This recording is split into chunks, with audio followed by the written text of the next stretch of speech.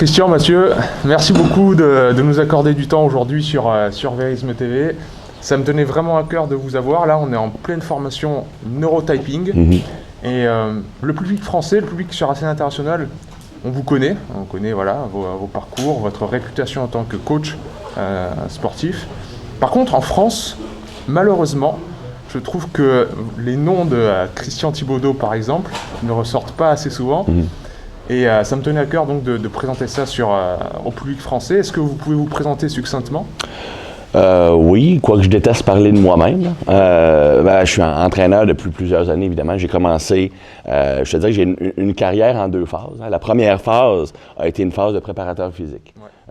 Dès l'âge de 19 ans, j'entraînais des athlètes professionnels, des Olympiens. Et ça a été une période qui a duré environ, je te dirais, 12 à 13 ans, où j'ai entraîné des athlètes dans 29 sports différents, olympiens, athlètes professionnels dans différents sports, ces choses-là. Quand je me suis marié, j'ai redéménagé au Canada, parce que j'habitais aux États-Unis. Et au Canada, le sport professionnel à ce moment-là, c'était pas très payant comme entraîneur. Fait que je me suis relancé plus en entraînement personnel. Donc, j'ai travaillé avec du monsieur, madame, tout le monde aussi, redirigé plus vers la composition corporelle, ces choses-là. Donc, ça a comme été les deux carrières que j'ai. Et je pense que c'est un outil intéressant parce que tu regardes la plupart des préparateurs physiques, ils ont seulement l'expérience de l'entraînement des athlètes et ne sont pas capables d'extrapoler leur méthode à monsieur, madame, tout le monde et vice-versa. Une personne qui travaille majoritairement avec la population en général ne comprend pas la réalité de l'athlète, par exemple. Au point de vue personnel, je suis ancien haltérophile, aussi fait du football américain. Golf, j'ai compétitionné en golf aussi. J'ai écrit plusieurs livres. Donc, c'est l'ensemble de mon œuvre. Si je résume ça en 2 minutes, c'est relativement ça. Oh, exact. Et Mathieu? Moi, je viens d'un cursus universitaire, plutôt Master 1, Master 2, et grosse spécialité dans tout ce qui est prévention des blessures et mobilité. D'accord. Ça m'a emmené sur des champs tels que la médecine chinoise, la kinésiologie, on va dire tout ce qui va être acupression, stretching sous charge, etc. D'accord. Donc j'ai développé au fur et à mesure du temps une méthode pour la prévention des blessures, le gain d'amplitude et le retour de blessures. Et une fois que les gens étaient, on va dire, un peu en meilleur état, je me suis beaucoup intéressé à qu'est-ce qu'on fait après, donc à l'entraînement, à la préparation. Et c'est comme ça que petit à petit, je suis arrivé à découvrir le travail de Christian, de Charles Poliquin. Et aujourd'hui, ça fait quelques années qu'on travaille ensemble et qu'on collabore sur le système des neurotypes. Dans le fond, Mathieu et moi, on s'est rencontrés la première fois parce que Mathieu m'a fait venir à sa salle pour présenter sur la préparation physique, l'hypertrophie, la force, ces choses-là.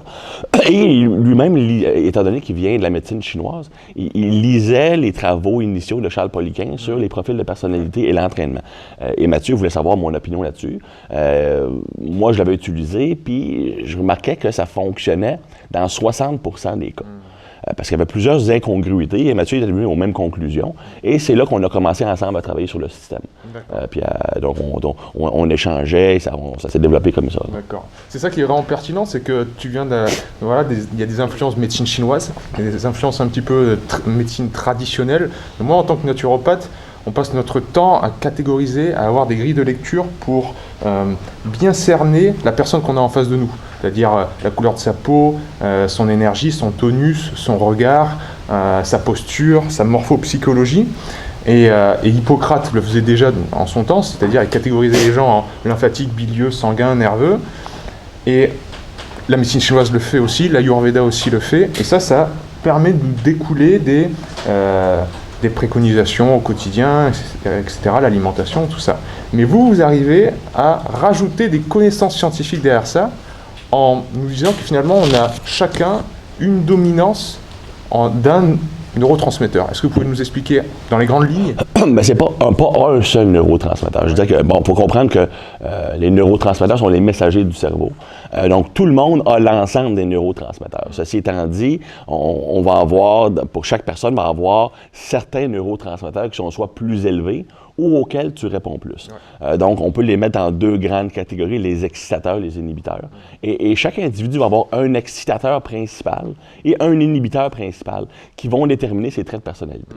Dans le fond, c'est que si tu regardes les différents neurotransmetteurs et leurs effets sur le caractère, sur les traits de caractère, bien, à partir de ce moment-là, on peut, en étudiant la personnalité, déduire quel neurotransmetteur a le plus d'effet sur le cerveau de l'individu. Et à partir de ce moment-là, ben, quand tu connais les neurotransmetteurs dominants, tu peux en déduire quelles méthodes d'entraînement vont être les plus efficaces, quelle alimentation est appropriée, quelle supplémentation peut être utilisée, quel mode d'interaction va l'être aussi. Moi, je pense que si on regarde autant les profils en médecine chinoise que les profils plus traditionnels, oui, on avait ces catégories-là qui existent depuis très longtemps, mais moi, j'ai toujours aimé comprendre pourquoi. C'est OK, cette personne-là est c'est très ésotérique. Ben, exactement. Je pense que c'est la population aime, même si c'est seulement la science en surface, on veut quand même comprendre le pourquoi. Ouais. On est très, très inconfortable quand on ne comprend pas la raison derrière les choses. Et plus on étudie le système, plus on se rend compte qu'il y a des choses qu'on observe et qu'on n'a pas expliquées, et plus on avance, plus on peut les expliquer. Oui, bien sûr. Et puis vous arrivez avec un vocabulaire qui est beaucoup plus, finalement, moderne et adapté à la société. Exact. Et plus acceptable dans le milieu éducationnel, académique, ces choses-là aussi. Ouais. J'imagine aussi sportif. Ça va complètement à l'encontre de ce qu'on voit de nos jours avec ceux qui essayent de nous vendre one size fits all. C'est le régime cétogène qui est le meilleur régime adapté, c'est le régime paléo, etc. Et vous revenez vraiment à un principe aussi qui me touche beaucoup en naturopathie, c'est l'individualisation, le terrain. La personne qui est en face de toi, peut-être que ça marchera, cette méthode-là marchera pour elle et pas pour toi, etc. Et reconsidérer l'individu d'abord comme quelqu'un qui est individu, c'est-à-dire à part, c'est vraiment ça qui est et même, ça peut aller encore plus loin, parce que tu as des individus qui ont des réponses paradoxales. Ouais. Donc certaines personnes, le magnésium, ça a un effet relaxant. Pour d'autres personnes, le magnésium va les activer. Tu vas prendre du 5-HTP, qui va normalement augmenter la sérotonine. Chez la majorité des individus, ça va les relaxer. Ouais. Chez d'autres personnes, ça les active, parce que certaines personnes qui vont prendre du 5-HTP vont en fait trop convertir en sérotonine. Et le cerveau, en réaction à cette menace d'endormissement, va relâcher de la CTH, qui va relâcher du cortisol et donner un coup de fouet. Donc, ça va les exciter. Chez certaines personnes-là aussi, ça va activer les récepteurs de dopamine, qui va les rendre plus compétitifs, plus agressifs. Donc, c'est un effet paradoxal. Même chose au niveau du magnésium, comme j'ai mentionné. La glycine, qui est un inhibiteur, qui va calmer le système nerveux. Chez certaines personnes, ça va les exciter. Donc, quand tu comprends la chimie du cerveau de l'individu, tu peux comprendre quelle approche va être efficace pour cette personne-là. Bien sûr. Un autre exemple un peu plus pratique. Mon exemple est très pratique. C'est par rapport à la mobilité. Aujourd'hui, on voit des techniques comme l'abrasion des fascias, le gua sha, qui viennent de plus en plus sur on va dire sur les vidéos internet.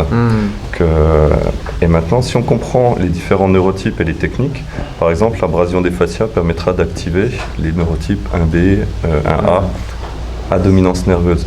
Le gua sha permettra d'activer les dominances 2B, 3 et pas l'inverse. Donc utiliser un gua sha pour un 1B ou un 1A ne permettra pas d'activer avant un entraînement ou une compétition. Donc c'est là où tous les outils vont avoir leur intérêt, mais aussi leurs limites par rapport aux personnes. Et en fait, le système des neurotypes, non seulement va permettre de comprendre pourquoi ça marche, mais aussi pourquoi ça marche pas. Oui, bien sûr. Mais c'est là où c'est intéressant. Alors, pour être clair, 1A, 2A, etc., c'est votre catégorisation, c'est la nomenclature que vous utilisez. Et on peut faire une corrélation avec les types en médecine chinoise aussi.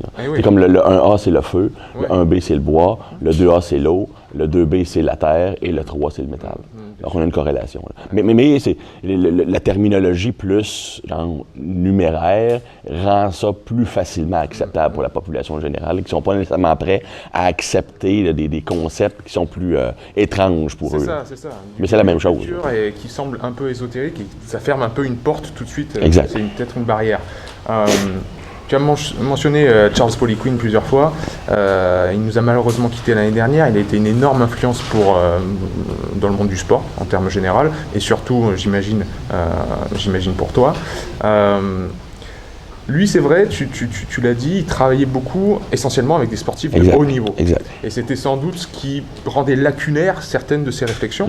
En quoi, selon vous, la pratique de la musculation, la pratique du travail de force, du powerlifting, de tout ce qui englobe, peut être pertinente pour monsieur et madame tout le monde? Parce que sur Vérisme TV, je sais, les gens qui me suivent, c'est vraiment tout profil. Et la musculation se coltine cette image de esthétique uniquement, etc. Et vraiment des vieux trucs qui... Alors que vraiment, pour moi, c'est un outil fabuleux. Ouais. Et c'est vraiment ça peut devenir vraiment une passion. Mais en quoi la ménagère de 65 ans qui nous regarde là peut trouver cette pratique pertinente pour elle? En quoi ça peut l'aider? Il y a plusieurs bénéfices. Évidemment, il y a l'aspect visuel qui est ce à quoi la plupart des personnes pensent quand on pense de musculation. Mais en réalité, si tu regardes au point de vue de la santé, augmenter la masse musculaire va augmenter ou améliorer la sensibilité à l'insuline, premièrement. Raison très, très mécaniquement simple. Si tu as un plus gros volume musculaire, tu as plus d'espace de stockage de glucides, donc tu as moins tendance à stocker ces glucides-là sous forme de graisse. Et étant donné que c'est facile de le stocker dans le muscle parce que tu as de l'espace, tu n'as pas besoin de relâcher autant d'insuline. Donc, c'est la première chose. Deuxièmement, un muscle plus gros a plus de récepteurs d'insuline. Donc, en partant, si tu es plus sensible à l'insuline, tout ce qui est risque de diabète est diminué, maintien d'une glycémie beaucoup plus facilement. Là, évidemment, aussi avec les personnes âgées, on parle de prévention de la sarcopénie. Voilà. Donc, avec l'âge, il y a toujours une fonte, exactement, une perte de masse musculaire avec l'âge, et ça peut prévenir ou même renverser ça, qui va venir protéger toutes les structures osseuses, qui réduit le risque de blessure. Il y a une très, très bonne corrélation dans les études entre le ratio masse maigre et masse grasse et le vieillissement, la fonctionnalité lors du vieillissement. Donc, ça maintient une meilleure qualité de vie quand tu prends de l'âge. Bon, évidemment, tu as d'autres éléments positifs sur la performance quand on parle d'athlète, ces choses-là. Mais en général, entretenir sa masse musculaire, c'est une des meilleures façons de ralentir le vieillissement, quand c'est bien fait, évidemment. Oui, quand c'est bien fait. Au point de vue de la mobilité aussi, ben oui, il n'y a pas ça. Puis, on perd 10 % de mobilité avec chaque dizaine d'âge environ. La mobilité, d'un point de vue de la population, on va dire, âgée, pour moi, c'est l'autonomie. Ouais. C'est-à-dire que combien de fois on a vu des personnes âgées dans des magasins qui faisaient tomber leur carte ou un produit, qui arrivaient simplement plus à le ramasser, qui se faisaient aider. Et du coup, l'activité physique, à partir d'un certain âge, c'est pas simplement la culture physique, mais l'autonomie de vie. Ouais. Ça permet de vivre un peu mieux au quotidien pour quelques heures d'entretien par jour, enfin quelques minutes. Et également, tout le travail par rapport à la perte de minéralisation, le travail sous charge, voilà, des petites choses. J'avais mis en place un cours avec des personnes âgées de kettlebell, donc un truc assez décalé au départ, et au final, avec un travail de vitesse, de poids, des mouvements un peu de résistance, c'est des personnes qui ont gagné en santé au niveau des épaules, du dos, et en quelques mois, il y a eu des vrais bienfaits sur la santé et des retours très positifs, et de l'amusement. C'est ça. Il ne faut pas oublier non plus que c'est un outil qui ne leur correspondrait pas forcément au premier abord si on voit ça. Et au final, elle faisait des swings alternés, ça allait. Techniquement, c'était assez sympa. Et elle prenait beaucoup de plaisir à faire ça. Il y a une élément de fierté aussi. C'est une personne de 60 ans qui avait de la difficulté à ramasser un objet au sol, capable de faire des swings alternés. Tu vois la progression, ta confiance en toi augmente, tu te sens moins intimidé par rapport au monde, tu te sens plus autonome. Donc, c'est des gros bénéfices psychologiques, physiques aussi. Pour moi, la santé, c'est l'adaptabilité. C'est vraiment pouvoir s'adapter à différentes situations. Pour vous, si vous deviez avoir une définition de qu'est-ce que être en santé, ou la santé, qu'est-ce que ce serait? Malheureusement, la définition traditionnelle de la santé, c'est l'absence de maladie. Voilà, c'est ça. Malheureusement. Je pense que si on se limite à ça, ce que la majorité de la population me semble faire, je pense que la vie ne vaut pas la peine d'être vécue. La santé, pour moi, je pense que tu as touché un bon point avec l'adaptabilité, c'est être capable de faire quelque activité que ce soit, donc profiter de tout ce qui est intéressant dans la vie. Est-ce qu'il y a quelque chose de pire que, OK, mes enfants veulent faire une activité, je ne suis pas capable de la faire à cause d'un problème de blessure, à cause d'un problème cardiaque, à cause d'un problème quelconque de santé, puis tu te limites de faire ça, c'est grave. Donc, quand tu vas entretenir l'ensemble de tes systèmes musculaires, cardiovasculaires, nerveux, hormonal, là, il n'y a aucune activité qui est hors limite. Je ne dis pas que tu vas être champion du monde de lancer du poids, sauf que tu es capable de faire toute activité sans risque et avec plaisir. Et de les partager. Puisque il y a une phrase que j'aime beaucoup qu'un ami répète souvent, c'est être fort, mais être fort pour être utile. Et être tourné vers l'autre. c'est bien beau de passer du temps à la salle, mais qu'est-ce que j'en fais après derrière? Avoir un objectif, quelque chose de plus grand. Et ça rejoint beaucoup cette... Ça rejoint un peu ce que l'entraîneur Mark Repetto disait. Il disait les personnes plus fortes sont plus difficiles à tuer et en général plus utiles. Donc c'est un peu ça, tu sais, que quand tu as une plus grande force musculaire, tu peux aider les amis à déménager, tu peux protéger ta famille, effectivement, tu es plus fonctionnel. Donc toi, dans les tâches ménagères aussi, tu peux plus participer quand tu es plus en santé, tu peux participer aux tâches ménagères aussi, donc tu aides les personnes autour de toi. À fond, ça t'améliore la qualité de vie de toi et de tes proches. Oui, c'est force dans beaucoup de sens du terme. Exact. Ouais. Et moi, je vais reprendre une question qu'un de nos enseignants nous avait posée en master. Et à l'époque, c'était plutôt sur les sportifs. Je vous ai demandé, pour vous, c'est quoi un bon sportif? Alors là, on était universitaire de base, alors la force, l'endurance, la plio, enfin tout y est passé. On nous a regardé, il nous a dit non. Le bon sportif, déjà, c'est celui qui est là. Si vous êtes blessé, vous pouvez être le meilleur technicien, le plus fort, vous ne serez pas là. Et du coup, pour moi, aujourd'hui, la santé, ça rejoint ce que Christian disait, c'est être là. Être là à l'entraînement, pouvoir se lever et dire j'y vais, être là pour sa famille, être là pour ses enfants. Et du coup, à partir du moment où on commence à réduire ces moments de présence, je sors plus de chez moi, je peux plus descendre les escaliers, je peux plus aller faire une rando, je peux plus... Là, la santé, exactement. Puis on remarque aussi, quand on arrête d'entretenir un système, c'est là que la dégradation arrive. Et beaucoup de personnes pensent qu'avec le vieillissement, tu ne peux pas t'entraîner de façon intense. Mais moi, on connaît tous des cultivateurs, des agriculteurs qui travaillent physiquement jusqu'à l'âge de 70-75 ans en super conditions physiques. Et le moment où ils prennent leur retraite, tout dégrade et en dedans de 2 ans, ils sont morts. Au point de vue adaptation, tant que tu stimules ton système, ton corps relâche les substances qui vont favoriser le maintien ou l'amélioration de ces structures-là. Donc, beaucoup de personnes, oui, perdent des capacités avec le vieillissement, mais pas à cause du vieillissement lui-même, parce qu'ils arrêtent d'entretenir ces capacités-là. Donc, quand tu es jeune, tu fais du sport, tu vas à la salle, tu t'entraînes, tu as du temps libre, et là, la vraie vie commence. Tu as des responsabilités, tu as une famille, tu as un travail, et tu ne prends pas le temps de faire le temps, de t'entretenir toi. Mais parce que tout ce que tu fais, si ton corps défaille après 10 ans, c'est pour rien. Donc, il faut trouver le temps de s'entretenir pour être sûr de maintenir nos capacités. Et comme on disait tout à l'heure, devenir fort pour être utile, en fait, s'entretenir, c'est aussi entretenir son environnement, sa famille, et prendre soin de soi, c'est pas un acte égoïste. Il y a une très belle phrase qui dit que la médiocrité, c'est le plus haut taux d'égoïsme, en fait.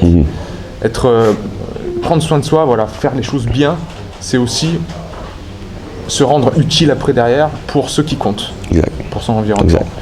Quelles sont dans vos disciplines qui sont vraiment très vastes, on sort pas uniquement de l'entraînement sportif, mais l'alimentation, etc., tout ce qui va autour, quels sont les plus mauvais conseils que vous entendez régulièrement? Vous dites, mais c'est pas possible d'encore entendre ça. On va pas se faire des amis. Alors, pas de nom.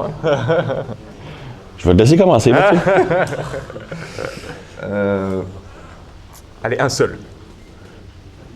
Qui te fait bondir toute la chaise. C'est pas possible. On va dire il y en a 2. D'accord.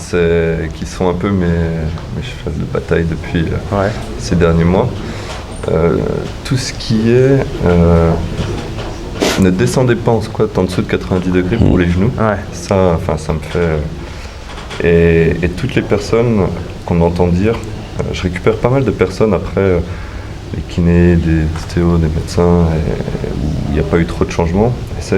J'ai des problèmes de dos. On m'a dit surtout d'arrêter de soulever des choses lourdes, quoi que ce soit. C'est régulier, et ça. Et voilà, c'est un peu les 2 mythes qui me font bondir au quotidien. Si tu as mal au dos, c'est peut-être justement parce qu'il est trop sollicité et que le renforcement pourrait y faire quelque chose. Je rejoins beaucoup Mathieu sur son deuxième. C'est que l'entraînement en force, c'est mauvais, c'est dangereux pour le cœur. Tenter d'augmenter sa masse musculaire, c'est non fonctionnel. En réalité, augmenter ta masse musculaire va aussi réduire, ça c'est une nouvelle étude, va réduire la pression artérielle. Dans le sens que oui, la pression augmente durant la séance, mais plus ta masse musculaire est importante, plus le retour vers une pression artérielle normale et rapide en situation de stress. Donc une personne qui a un plus gros volume volume musculaire relatif à sa masse adipeuse. Quand il est en situation de stress, sa pression artérielle va augmenter comme dans toute situation de stress, mais son retour à la normale est beaucoup plus rapide. Donc, au point de vue de la santé des reins, au point de vue de la santé cardiovasculaire, c'est très bien. L'entraînement en force, quand il est bien pratiqué, selon moi, est nécessaire pour optimiser l'être humain. Bon, entraînement en force ne veut pas nécessairement dire soulever des charges maximales. Bon, ensuite, si on regarde au point de vue des choses qui moi, me dérangent personnellement, bien, c'est pas tant un mythe, c'est pas tant quelque chose qu'on dit, c'est plutôt une tendance générale vers la gratification instantanée. On voit beaucoup ça avec les médias sociaux. Hein. Puis, le problème avec les médias sociaux, c'est que pour avoir de la popularité, tu dois mettre une vidéo de toi en train de faire quelque chose de complètement disjoncté, qui va attirer l'attention. Et la personne qui se met à l'entraînement va regarder ces vidéos-là, ces articles-là, puis elle va se dire dans sa tête, « Ah, ça me prend des exercices comme ça pour m'améliorer. » Alors qu'en réalité, les seules choses que tu dois faire, c'est entraîner les patrons moteurs de base. Un squat, un pivot de la hanche, une poussée, une traction. Tu n'es pas obligé, même c'est mieux de ne pas utiliser ces mouvements non conventionnels. Tu vas avec des mouvements de base, mais tu vas bien les charger, tu vas bien exécuter ton mouvement. Tu vois des personnes qui sont... Okay, ça, c'est l'autre chose. Okay? Ça c'est vraiment ce que je dis plus. Mais là, on parle plus de sport. Okay? C'est peut-être moins la population de ton vidéo, mais c'est la surspécialisation de l'entraînement sportif. Surtout avec les personnes en jeune âge. T'sais, oui, la pliométrie est super importante. Oui, les mouvements d'agilité, les mouvements de déplacement sont super importants. Mais quand on prend des mouvements qui sont extrêmement complexes, disons des sauts à contrebas sur une jambe avec un kettlebell, et tu fais faire ça à un athlète confirmé, c'est tel que tel. Je dis pas que c'est super utile, mais au moins, c'est pas trop dangereux. Mais quand je vois des jeunes de 12 ans qui sont incapables de faire un squat poids de corps techniquement correct et s'engager dans des activités pliométriques à haute intensité, à haute demande, et le genou rentre vers l'intérieur, le dos penche par en avant, et le coach ne le corrige absolument pas, là, j'ai un problème. De l'âge de 12 à 18 ans, quand tu t'entraînes, le seul objectif devrait être d'optimiser la technique lors des mouvements, donc les mouvements de base, les patrons moteurs de base. C'est pas nécessairement un squat avec barre, mais c'est au moins le patron moteur de squat. Si tu n'es pas capable de faire un pivot de la hanche, tu n'as pas d'affaire à essayer de faire des sauts sous charge. C'est ridicule. Quand tu n'es pas capable de faire un pivot de la hanche contrôlé, tu n'as pas d'affaire à faire des mouvements d'haltérophilie. Mais les entraîneurs veulent tellement montrer leurs compétences qu'ils vont utiliser des méthodes qui sont beaucoup trop avancées pour leurs athlètes, juste pour montrer qu'eux les connaissent. Ouais, mais c'est beaucoup plus sexy de montrer sur Instagram, Facebook, etc., le point d'arrivée, quelque chose qui sort de l'ordinaire, plutôt que tout ce que tu viens de nous dire là, finalement, c'est pas vendeur.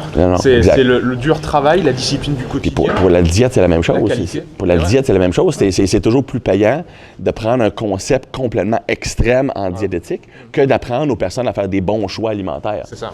Et avoir la discipline du quotidien, exact. Dire est-ce que je fais les choses bien, qu'est-ce que c'est vraiment mon objectif derrière ça. Et c'est tout ce que j'essaie de transmettre sur Verisme TV, on se rejoint beaucoup là-dessus. On va retourner en cours dans pas longtemps, donc je ne vais pas trop vous garder, mais il y a toujours une question à la fin sur Verisme TV, c'est une expérience de pensée comme faisait Albert Einstein. Imaginez, j'ai construit une machine à remonter dans le temps. Je sais que c'est une question qu'on vous a souvent posée. Mais j'ai construit une machine à remonter dans le temps et je vous pousse dedans. Vous retournez 20 ans en arrière et vous rencontrez vous-même. Qu'est-ce que vous donnez comme conseil? Arrête de faire autant de volume. Okay. J'ai toujours été quelqu'un qui faisait beaucoup trop d'entraînement. Ouais. Je suis un accro au stimulus. Pour moi, l'entraînement est un plaisir. Je suis quelqu'un qui a une très mauvaise estime de moi. Je me sens toujours minuscule. Donc, quand je faisais beaucoup de volume, je me sentais gonflé. Ça me valorisait, mais à cause de ça, je me suis blessé à l'épaule. Ça m'empêche de faire les charges que j'ai fait il y a à peine 5 ans.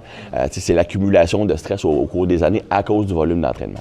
Je pense que la plupart des personnes qui s'entraînent présentement, puis c'est pas par mauvaise volonté, c'est parce qu'ils veulent réussir, mais ils mettent beaucoup trop d'emphase sur la quantité, pas assez d'emphase sur la qualité. Ouais. Donc, c'est vraiment le conseil que je me donnerais, c'est arrête de focusser sur la quantité, focus sur la qualité. Super.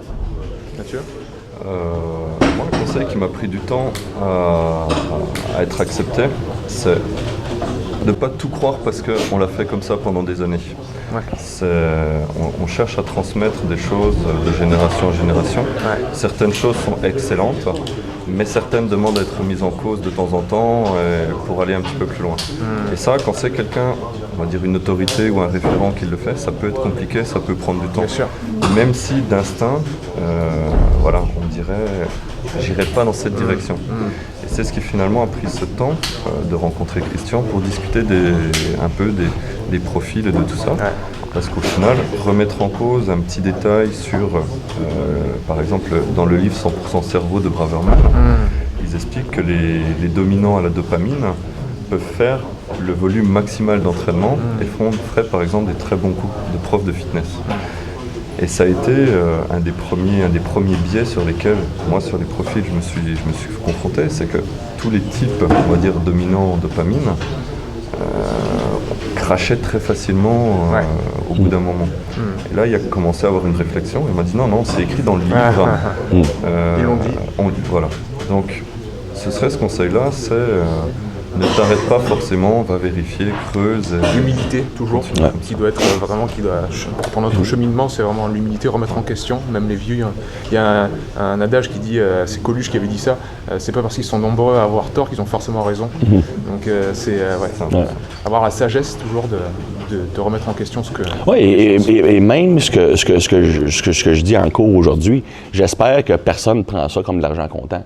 J'espère qu'ils vont aller faire leur propre recherche. Expérimenter. Ah oui, parce que regarde, le matériel que j'enseigne, puis Mathieu le sait parce qu'il était là au premier cours que j'ai enseigné, ça a évolué énormément. J'aurais honte de présenter ce que j'ai présenté au début. Les bases étaient bonnes, mais il y avait beaucoup d'incongruités. Puis je pense que ça va encore évoluer. C'est ça qui est génial et qui est touchant avec toi, c'est que tu nous parles toujours de tes erreurs passées, de tes échecs. J'en ai fait beaucoup. Oui, mais c'est là où des coachs internationaux ou des sportifs sont parfois très, réticents à dire j'ai fait des grosses conneries.